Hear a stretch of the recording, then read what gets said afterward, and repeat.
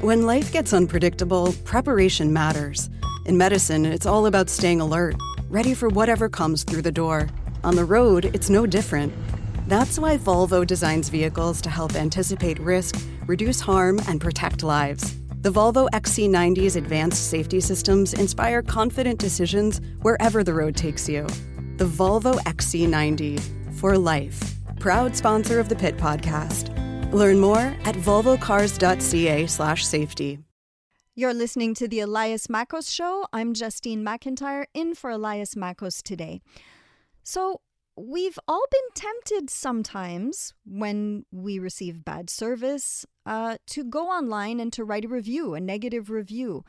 But I guess it's important to be really careful about doing that and how you do it and making sure that you're telling the truth. Because an acupuncturist from Montreal has finally won her legal battle against two men who wrote negative reviews on her company's profile. They will now have to pay her $26,000 in damages.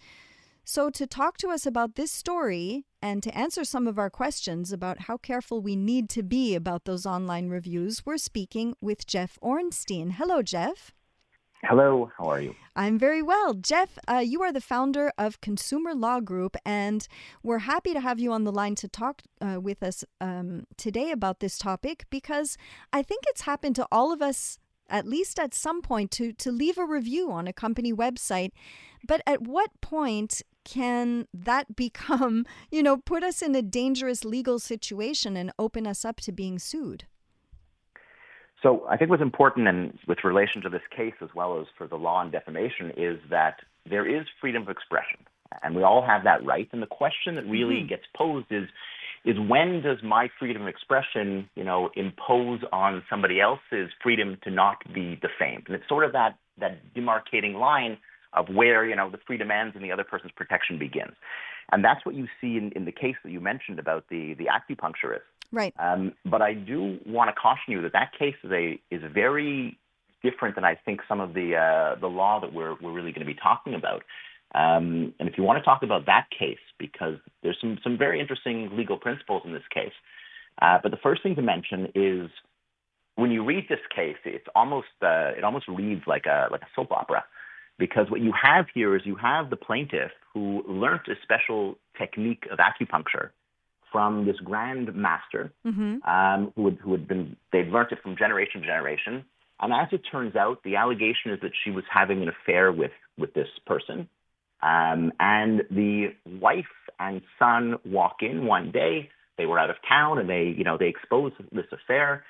And the daughter, who lives in Toronto, who's also an acupuncturist, according to the allegations, orchestrated a whole campaign where they got friends of theirs to post negative reviews.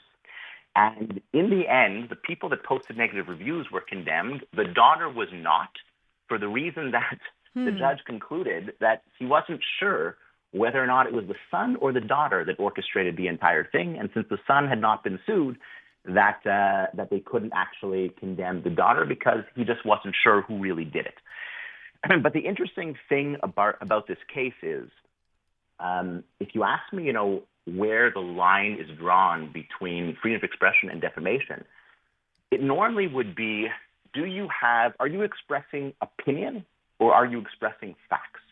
So if you go to a restaurant and you write a review on Google or Yelp and you say, the food was terrible, it was disgusting, I hated it, there's no defamation there. You're a client of the restaurant, you tried the food, it wasn't to your liking, that's okay. Right. But if you write a review that says, I went to this restaurant, there were cockroaches and mice running around, now we're out of opinion and we're now into fact. And so the recommendation that I've given, because I've given interviews on the subject before, is if you're going to make a factual allegation as opposed to an opinion, you should probably back that up. Take pictures. If you're in a hotel and you're claiming that there are cockroaches, take pictures.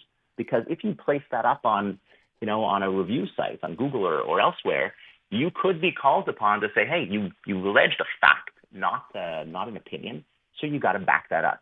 And what's interesting about this case, the acupuncture case we talked about, is that the people who got condemned, the two people who were friends with the son and the daughter, they gave them a 1-star review, and they said the service was terrible, which is not a fact, it's an opinion. But here's where the case got interesting.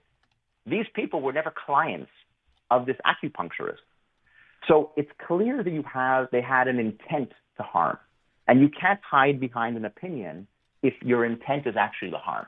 So at the very least, if you're going to say that a restaurant's food is bad, you better have actually tried the food. I think that's what we learned from this case. Mm-hmm, absolutely.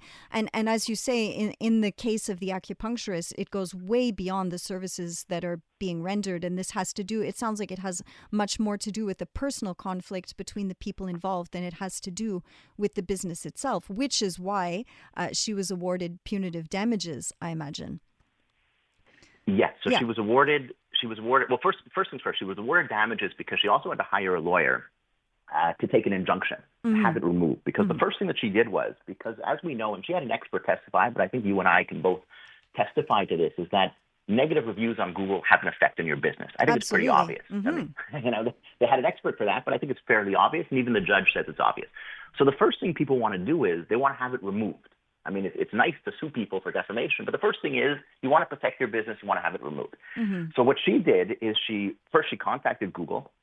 And I've dealt with this before. Google will tell you, no, we're not having it removed. But they will say this. No, but here's what they do. They say, if you give us a judgment from anywhere in the world, any competent jurisdiction that tells us to remove it, we will remove it.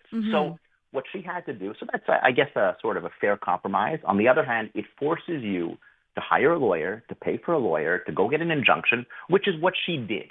And so after she got the injunction, $12,000 of legal fees later, she gets the injunction and Google removes it. So it was up for about a month. And in that month, there were questions whether she actually suffered damages to her business or not. Debatable. But at the very least, she was entitled to get those legal fees back because she had to mitigate her damages and she had to get this removed. So anyways, that I think is also a lesson for people to learn is how do you get this removed? That would be how you do it, and it's unfortunate, but it's going to cost you money. Well, it's good to know that there is a process for having it removed, even though it's not easy. But one of the things that this story raises in me, one of the questions that I have, is just how easy it's become for us to go online and to rant about something rather than taking it up with the business itself. Because in the past, I think that people's reflex would be to say, I didn't receive adequate service. I'm going to talk to the business owner and see what they can do about it. But now all of that is public. And as you said, once it's out in the public space, there's an impact on the business of the person who's being accused. So is there any, why is it, maybe my question would be, why is it that it's so easy for us to write these reviews? And is there any way that businesses can make it easier for people to just deal with them directly rather than having to go online to make complaints? So this is more of a matter of opinion, and I see both sides of the coin here. So one would also say this is the power of the consumer, because you've dealt with many corporations where they figure, all right, even if you're upset with me, what are you going to do? You're going to tell your 3 friends, who cares? I don't need to do anything for you. But now it's going to be, I'm going to tell my 3 million friends, and it actually will have an effect. So there is an incentive here for businesses to act responsibly and make sure their people are happy. So in one sense, it does bring power back to the people, back to the consumer, because they could have a real impact. So you know what? These companies better treat their customers properly. Okay, so that's one side of the coin. From the other side, which is what you're advocating here, and there's no question there's truth to that statement, is you could have a responsible business. They would have done something, and then here they are. They didn't even know there was a problem, right? And then suddenly they're publicly attacked about it. So listen, Google. It's a balance, of course. As I said, everything is balancing here.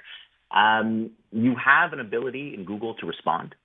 You could probably, if they put their information, you could contact them directly and see if you can work it out with them and have it, they can voluntarily remove it. Once you publish, it's not there forever. Google can remove it, but so can the person who posted it. Right, so of course. You do have the opportunity to respond. You do have the opportunity to try to make it good with them. And, of course, the fallback is what we talked about, the law. I mean, you could take legal action. I get it that it's perhaps, expensive, as we saw from this acupuncture case, but it's available to you. Mm-hmm. So, I can see it from both sides, to be honest with you. But in the end, looks like it's probably a good thing that we can hold businesses accountable for the kind of service and goods that we're receiving. And it's up to them, as you say, to take that up if they're not happy with the review that you leave. And ultimately, they can have recourse to Google to get something removed, even if it means getting a lawyer and taking legal action. Correct. Oh, yes, right. Correct. That would be right. Well, Jeff, I'm glad that we got that ironed out. It's been great speaking with you today. Thank you, Jeff Orenstein. He's the founder of Consumer Law Group.